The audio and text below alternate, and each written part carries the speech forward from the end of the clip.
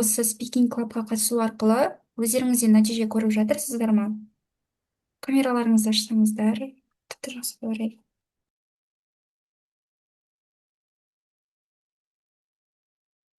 Менің даусым естіліп тұр ма? Естіліп тұр, иә, Альбина, естіліп тұр, аха. Қазір. Қайырлы кеш. Мгм.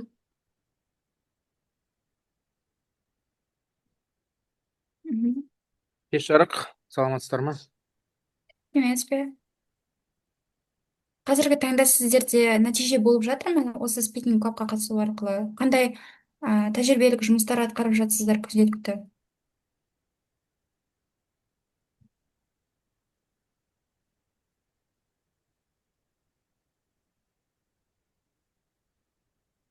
Менің даусым естіліп тұр ғой, иә? Иә. Сұрағыма жауап бере қойсаңыздар. Сосын әрмен қарай жалғастырамыз.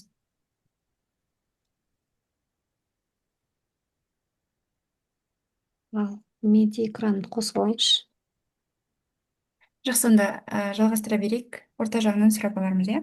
Мен Мгм. бірнеше видеороликтерді дайындап келген болатынмын. Оның арасында мультфильмдер де бар, және де қазіргі таңда кинотеатрларда немесе сериал түрінде телевизорларда, теледидарларда көрсетіліп жүрген фильмдер.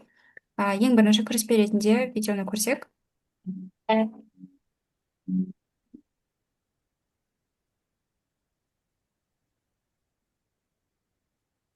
Дауыс шықпайды, Альбина. Дауыс бар ма еді? Негізі бар. Дауыс шығып тұрған жоқ. Қазір мен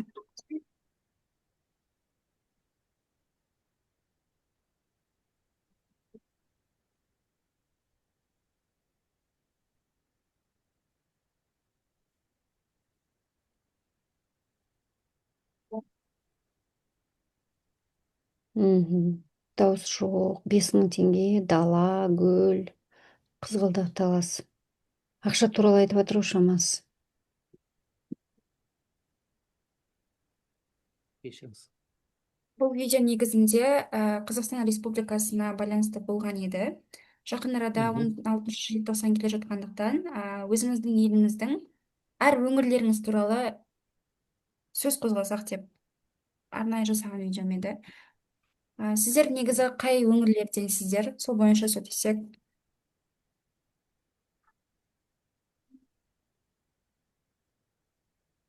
Сұрақ қоя берейік, иә. Жұлдыз, сіз қай жақтан боласыз? Мен Оралдамын, Оралда. бірақ иә, бірақ қазір мен Алматыда тұрмын. Алматыда тұрасыз Тұрасыз, иә? қазір, иә. Иә. Мария, сіз ше, қай жақтансыз? Мен Алматы облысы тұрамын. Алматы облысында Қалай? тұрасыз, иә. Туған жеріңіз қай жер? Алматы қала. Алматы қаласы, иә. Жақсы. Қалмұрат, сіз ше? Негізі мен Алматы облысы, Шелек ауданы, Қаратұрық деген ауылдан дүниеге Қаратұрық келдім. деген ауылдан сіз, Бірақ иә, қазір мен Алматыда осы 20 жылдан асып кетті. 20 Алматы жылдан қаласы асып азаматы болдым. Иә. Өте жақсы. Ары қарай Альбина, сұрағыңызды қоя беріңіз. Мен Алматы қаласынамын. Алматы қаласында туылғам, бірақ мен Райымбек ауданында мектеп бітірдім. Сол жақта балалық шағым сол жақта өтті, бірақ дәл қазір уақытта Алматыда тұрамын. 20 жылдан аса мен де осы Алматы қаласында тұрамын. Мгм. Мгм. Мен де Алматы қаласының тумасымын. Осы жерде оқыған, жалпы өніп өскен болатынмын. Енді менде сұрақ сіздерге. Өздеріңіздің өңірлеріңізден сіздерге не ұнайды? Бір болады ғой, сағынышпен қарсы алатын кездер, немесе өзге елге барған кезде сағынатын кездеріңіз. Ең бірінші нені сағынасыздар? М, Мен мысалы шетелге барсам, мен Қазақстанның кеңшілігін, ауасын сағынам. Кеңшілігін, сондай, білмеймін, басқаша сезім. М, Өзімнің үйіме келген сияқты сондай әсер аламын, білмеймін. Шетел маған бір жат сияқты. Сондай. Сіздерші, Халмұра, сізші? Менде енді сағынатым көп нәрселер бар. Мысалы, мен жыл сайын отбасыммен Абу Дабиға барам, 2 айға сапармен. Қазір де қаңтар ақпан сол Абу Дабида болам. Енді көп сағынатын ол нанды сағынам мен. Мысалы, біздің өзіміздің наны бар ғой. Сол мысалы Абу Дабида жоқ, ол мен Дубайға барып, сол Дубайдың тап, сол нанды жейміз. Балдарым да сағынады. Тек қана сол нанды сағынамыз ғой. Біздің Қазақстан наны сияқты еш жерде нан жоқ. Олардікі бір лаваш па, білмеймін, жесең пластмасс па, ол не. Соны тағы бір сағынатым ол таксистер. Мен келгенде мысалы жұлдызға көп болса бір 1000 теңге шығар. Таксистер сразу айтады ғой, 15 000 теңге дейді. Сол жағында таксистеріміздікі, иә. А мен етті сағынам, айтпақшы. Иә, етті де сағынамыз, иә, біздікі мынау қазақтың еті сияқты енді әлемде жоқ шығар деп ойлаймын. Қазын сағынам, етті сағынам, біз өзіміздің тамақтарымызды сағынам. Лағман, плов, манты, бәрін сағынам. Түркияға барсақ та дұрыстап осы жақтағы сияқты лағман болмайды ғой. Ет те жоқ, Иә. басқаша.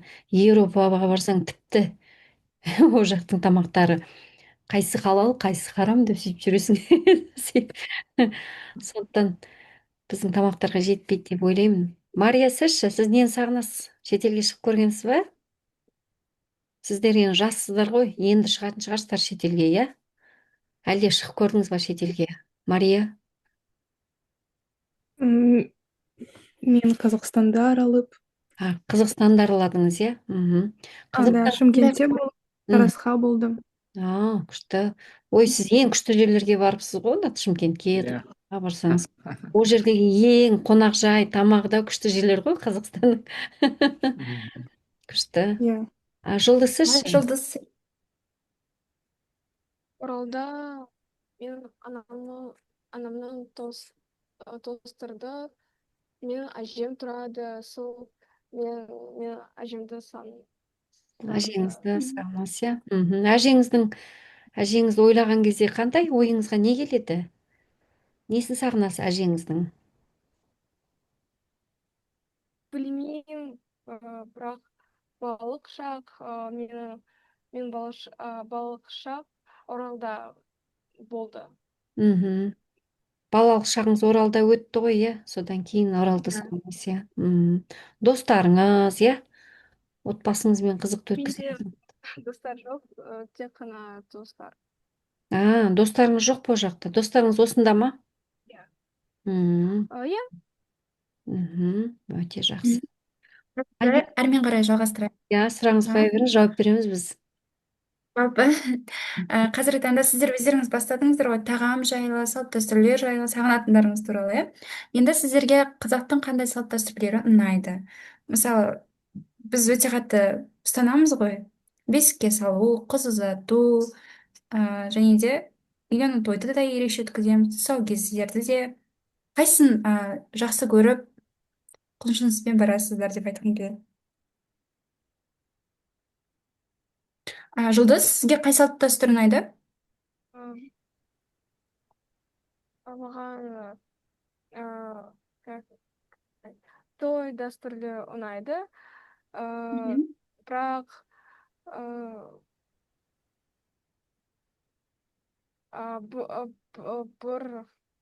бір дәстүрлі ең үлкен ұнайды, олай менде жоқ. Білмеймін.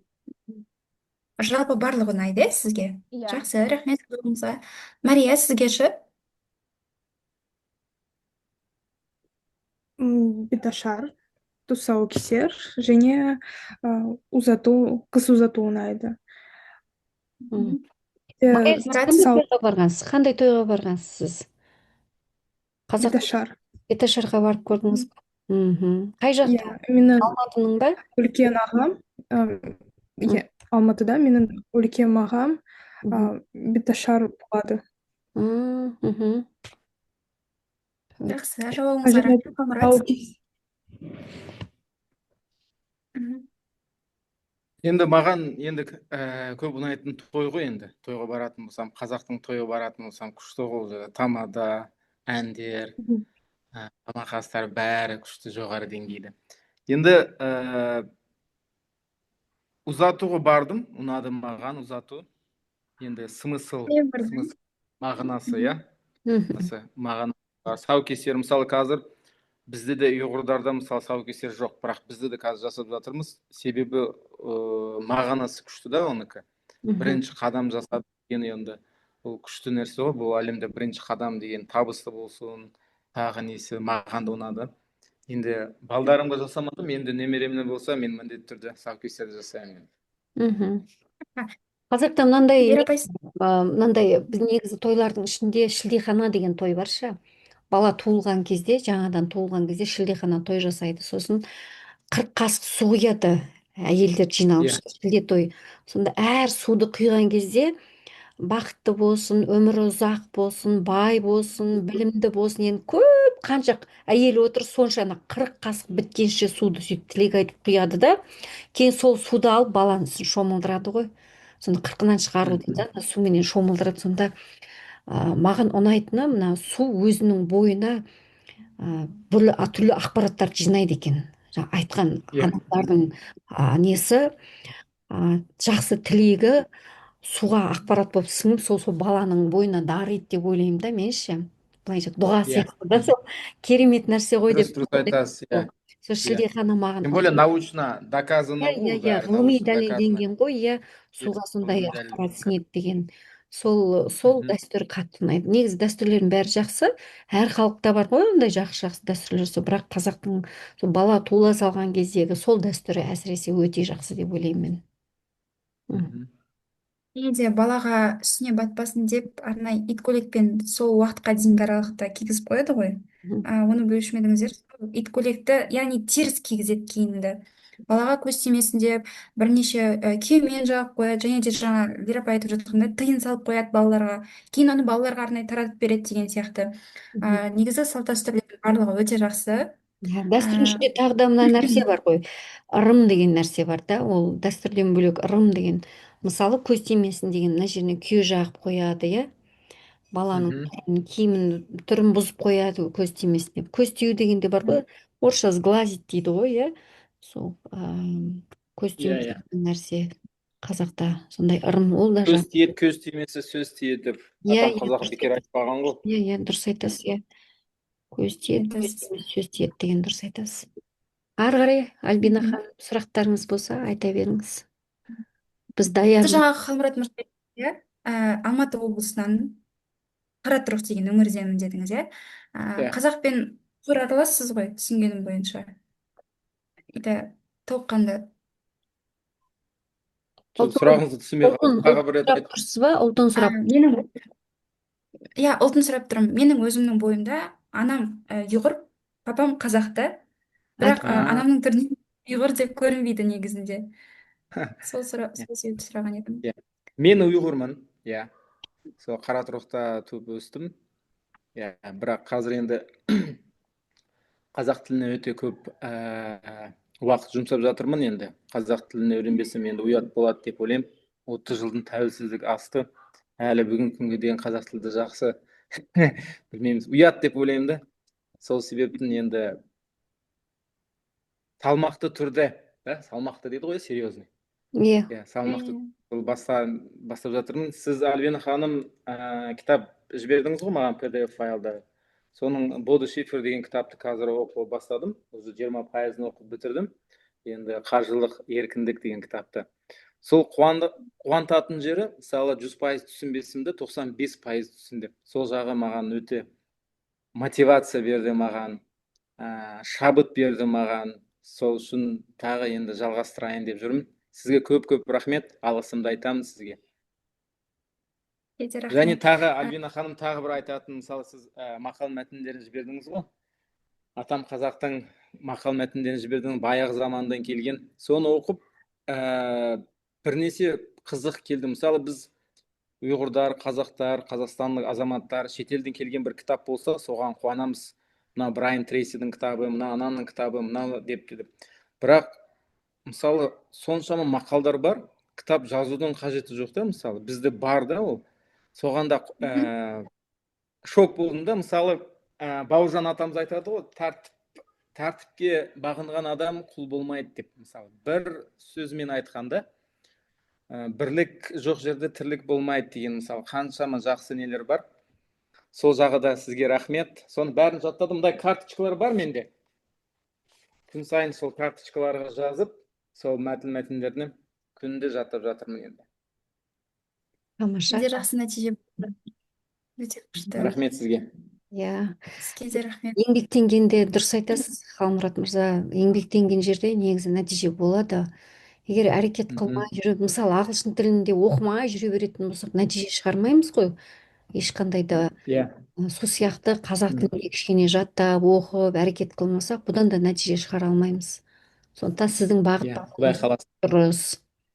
Бұл Бағытыңыз жерде ең алдымен сіздің өзіңізге шынайы ниетте бастауыңыз ғой, кейіннен нақты мақсат қоюыңыз арқылы жүзеге асып жатыр да. Біз себепші болып жатырмыз. Әрекет сізден болып тұр ғой, сол себепті өз-өзіңізге де әрқашан алғыс айтуды ұмытпаңыз. Жалпы бүгінгі сіздердің көңіл күйлеріңізді анықтау үшін бұл мультфильмді бәріңіз көрдіңіздер деп ойлаймын. Мария мен Жұлдыз әлбетте көрді деген ойдамын, себебі головоломка ол біраз уақыт бойы кинотеатр афишаларында тұрған болатын. Сол бойынша бүгін сөйлесейік, иә. Бүгінгі көңіл күйлеріңіз қалай? Мысалы қуаныш, мен көрмеппін бірақ. ашу. Көрсеңіз болады, апай, қазақша нұсқасы да бар. Қаласаңыздар мен жіберейін. Ашу, қорқыныш, ұят, жиіркеніш, қызғаныш, енжарлық, үрей. Бүгін сіздерде қай көңіл күйлеріңіз болып тұр осы фотолар бойынша, суреттер бойынша? Мария? Қуаныш. Сізді бүгін қандай нәрсе болды? Сол туралы айтып бере аласыз ба? М,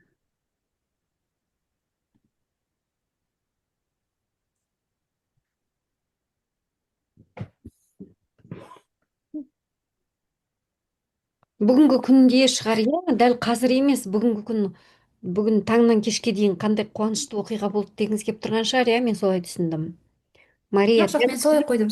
иә, дәл қазір емес, таңертеңнен қазіргі уақытқа дейін, күні бойы, целый день дейді ғой, күні бойы қандай қуанышты оқиға болды. және қайғылы Мүмкін, иә, сессия. мүмкін қайғылы. Дұрыс айтасыз, иә. Иә, стресс. Мына жерде не бар? Қорқыныш, иә, қорқыныш. Стресстің аудармасы бар ма? Ашу, не бар тағы? Және ашу. Ұят болды ма? Жоқ. Үрей, тревожность болған шығар деп ойлаймын. Үрей өте. Үрейлі күн болды ма Мен- бүгін? Сессиядан Иә, төмен баға алып қаламын деп үрейлендіңіз ба? істеуге уақыт жоқ. Мгм. Жақсы, Жұлдыз. Бір нәрсеге ашуландыңыз ба, Мария? Бүгін ашуланған жоқсыз ба? М, Әлде, немного. Кішкене. Иә, Кішкене. аздап, иә. Мгм. Ары қарай, Жұлдыз.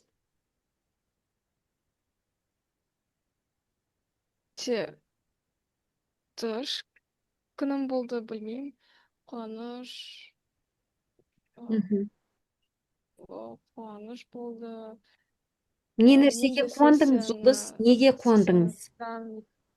Сессиядан жоғары балл алдыңыз ба? Жоқ, менде Мариямен болады сессия. Иә. Мгм. Бірақ сессиядан кішкене стресс болады. Бұл біздің бірінші сессия. Білмейміз не болады. Мгм. Бірақ Жақсы өткізесіз. қуаныш болды. Мгм. Жақсы, Қалмұрат, сізде?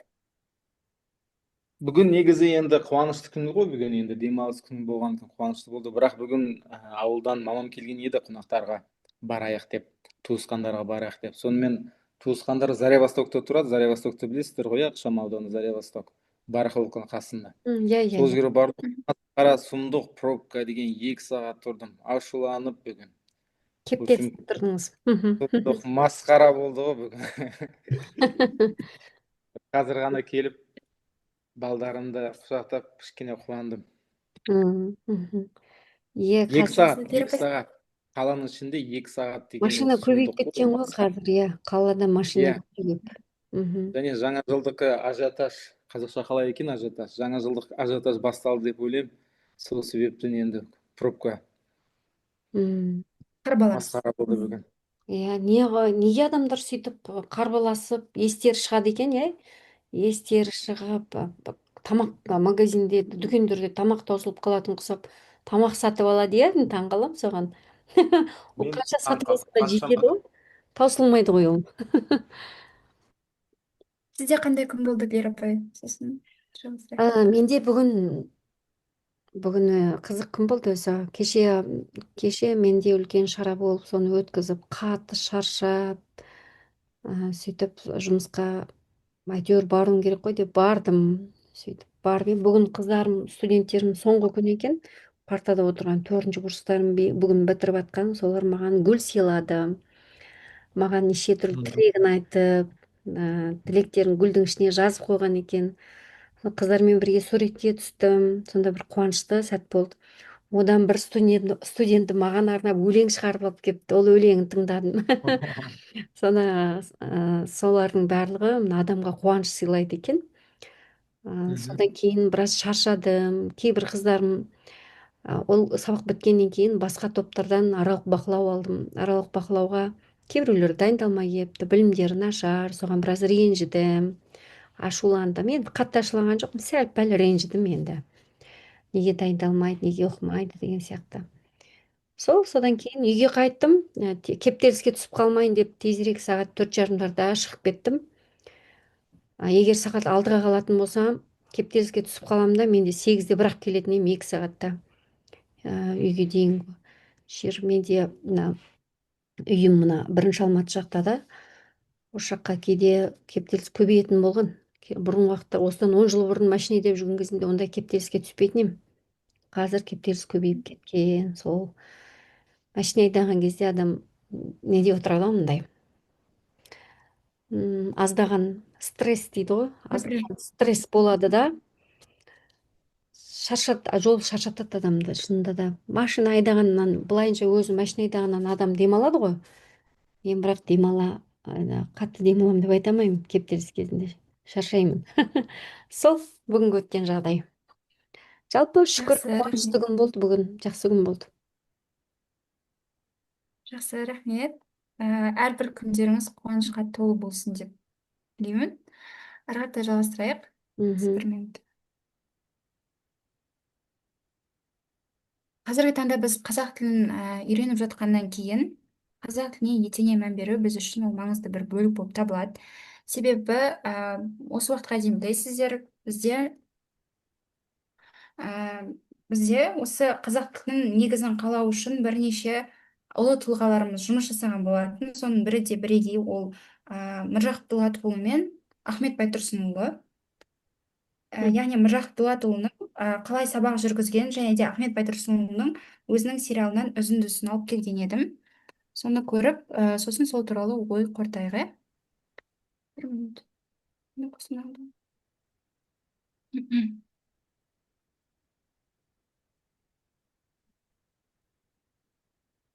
Енді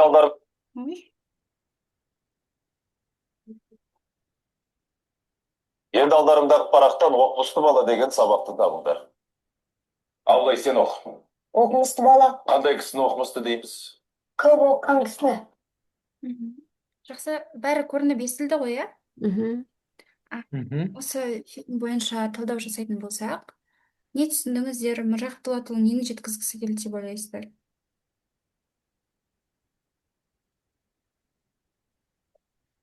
Қалмұрат мырза? Енді менің түсінгенім, енді ол көрсетті ғой, адам қандай болу керек. Мысалы, оқымысты адам деген қандай адамды оқымысты деп айтамыз. Көп кітап оқитын, көп оқитын адамды. Жалқау деген жаман ба, жақсы нәрсе ме, соны айтты балдарға. Енді негізі сабақ өту ұнады, динамично, мобильно өтті, бәрі тез. Күшті екен. Жұлдыз? Сізге ше? Маған осы видео ұнайды. Оны смысл қалай болады? Оны смысл Ойын. ойын өте қызық маған. Мария, сізге? Менде фильм ұнады және ойын бұл фильм өтірік айтуда жақсы емес екенен. Және үйрену деген көрсетеді. Мені жақсы емес деді Жұлдыз, мен сіздің айтқаныңызды түсінбедім. Қазақ тілін үйрену керектігін ойын арқылы жеткізіп тұр дейді да. Фильмнің ойы арқылы жеткізіп тұр деп солай айтып тұр. Жақсы, келесі видеоны көрсек. Екеуі бір-бірімен байланысты. Анығында мен қарапайым халық мұғалімімін. Көрініп тұр ғой, иә?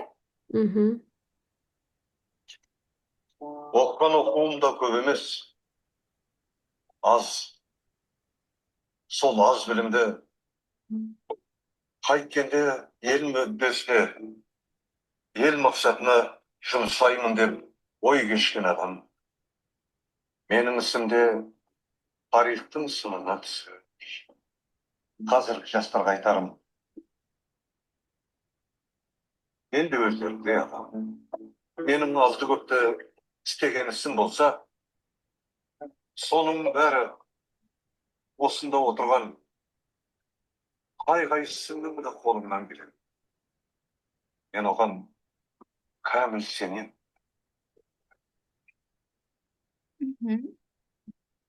Байтұрсынұлы не айтқысы келді деп ойлайсыздар? Негізінде қазақ тілі білімінің негізін қалаушы, қазіргі таңда біздің оқып отырған әрбір әліпбиіміздің авторы осы кісі болып саналады, бастапқы кезеңнен бастап. Жалпы екі видео, бұл бірінші сериал Оян қазақ деп аталады. Көремін деушілерге өте жақсы фильм. Өзім толыққанды көріп шыққаннан кейін сіздерге ұсыныс ретінде айта аламын. Келесі бізде Ахмет Байтұрсынұлы. Ахмет Байтұрсынұлының әліпби жазу барысында әрбір әріпке қалай тоқталғандығын осы сериал арқылы көре аласыздар. Яғни біздің әрбір ірі тұлғаларымызға арнап сериал түсіріп қойған. Қазіргі таңда ол Қазақстан телеарнасы арқылы жүргізіледі. Сол бойынша көріп шықсаңыздар, қазақ тіліне деген махаббаттарыңыз одан сайын ашылатынына мен кәміл сенімдімін. Мария, сіз Бұны түсіндіңіз ба? Мынаны біраз Оян талдап қазақ жіберейік енді, Альбинас, асықпай ақ қойыңыз. Жаңа Оян қазақ деген сериал ютубта бар ғой, иә, Альбина ханым? бар. Байтұрсынұлының Мен сіздерге екеуі де бар. Байтұрсынұлының киносы да бар, бөлек түсірілген. Біржақ Дулатұлына бөлек түсірілген. Әрбір мына алаш ардақтыларына арнап кинолар түсірілген ғой. Жеке кинолар. Сол кездегі Сол бәрінің сілтемесін жіберсеңіз, Альбина ханым. Альбина, ортақ чатқа жіберіңіз, иә? Ортақ чатқа. Рахмет, рахмет. жалпы талдасақ, екі видео арқылы не түсіндіңіз? Енді Жұлдыз, сіз түсіндіңіз ба бір нәрсе?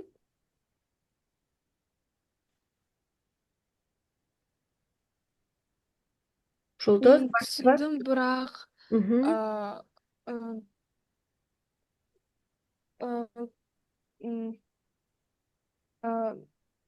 көпті маған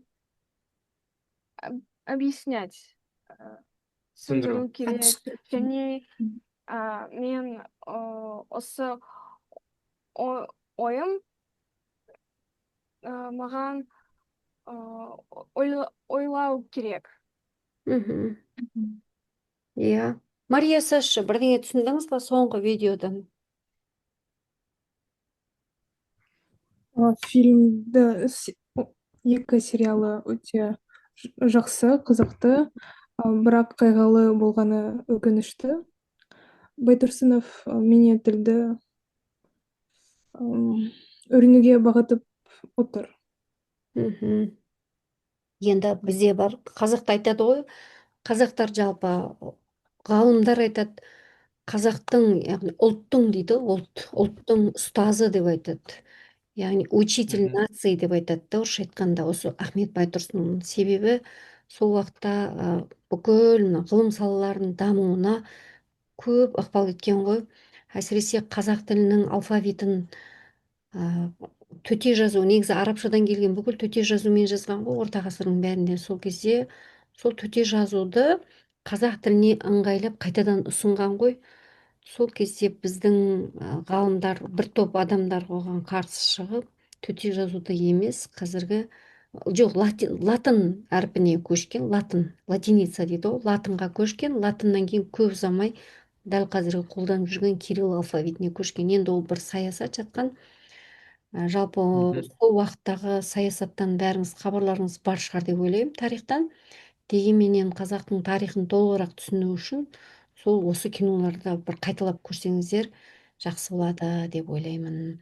Жаңағы Иә. дәл қазір Альбина берген үзіндіде Ахмет Байтұрсынұлы айтады ғой, мен жасаған нәрсені барлық жастар жасай алады деп айтып тұр, жастарға сеніп тұр. Мен жасаған нәрсені сіздер де жасай аласыздар деп тұр да. Сонда да бүйтіп тыңдап отырған қыздарды бүйтіп көрсетіп қойған ғой түрлеріне. Көздеріне бір от ойнап, Ахмет Байтұрсынұлы сөйтіп айтқан кезде олар да, біз де жасай алады екенбіз деп өздеріне сенген сияқты сол фильм түсіргенде сондай бір сәттерін әдемі қылып көрсеткен екен. Мен кішкене мына көрген өзім түсінгенімді айтып жатырмын. Сол бізде сол Байтұрсынұлы бізге сенетін болсақ, бізде сол сенімді ақтап қолымыздан келгенше ұлтқа қызмет етіп барынша пайдалы, ұлтқа пайдалы болсақ, өзімізге де пайдалы болайын деп тұрмыз ғой. Жалпы мына бизнесмендерді айтады ғой, сен жақсылықты басқа адамдарға жаса, сол кезде сен өзіңнен өзің байисың деп айтады көп бизнес тренерлер. Мгм. Сол Иә, сияқты иә. деп ойлаймын мен де. Мысалы көбірек жақсылық жасаған сайын айланып мына жағынан саған басқаша жағынан көбірек береке келеді дейді. Сол менің түсінгенім. Альбина ханым, жалғастыра беріңіз. Жалпы бұл жердегі ойды жеткізу барысында неге бұл екі сериалды алдым деген кезде, біріншіден өзім көрдім, өзім көрмеген дүниені мен өзгеге ұсына алмаймын. Себебі қазақ тілінде игеру барысында сіздерге ең алдымен оның қалай құралғаны түсіндіргім келді. Оны сіздер осы Ахмет Байтұрсынұлының киносын көргеннен кейін барып түсінесіздер. Әрбір әріпке ол кісі өзі тоқталған. Яғни әрбір дәйекшелерді қою барысында өте қатты жұмыс жасаған байқайсыздар. Ұлы тұлғалардан қалған асыл мұраны әрмен қарай жалғастырушы ол қазіргі ұрпақ болып табылады. Мен соны жеткізгім келген болатын. Қазір бір минут.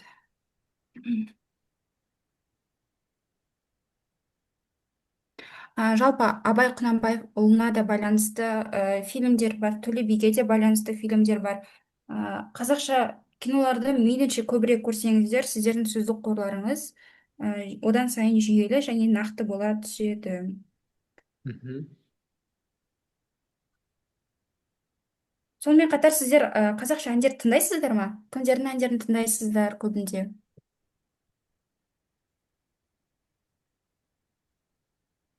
Қандай әншілер? Қымырат? Қандай әншілерді?